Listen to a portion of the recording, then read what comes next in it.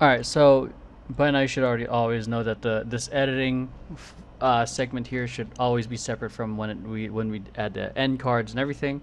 So all you gotta do is drag drop, boom, so you see all that.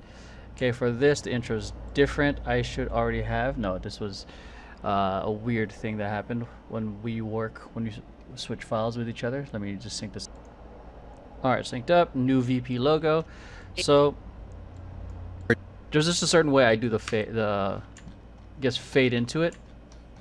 You're gonna insert your cold open here. Okay. Okay, see that there's that little gap? Don't do that.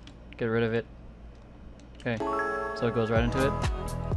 It's a super short 8, and I go about an 8 count if you know dance count. So it's like 1, 2, 3, 4, 5, 6, 7, 8, 1. Okay, right there is where I'm gonna add that cut and fade everything in. Okay, fade. What's going on, everyone? Welcome back. There we go. Cool. So that's how to do the intro title card, and the end card, same as temper tantrums. Okay, so it should be here. It's a blank end card. Just drag it, put that in there. And that's it. Boom. And that's the final edit. I'm actually going to rename that. Reveal sequence project.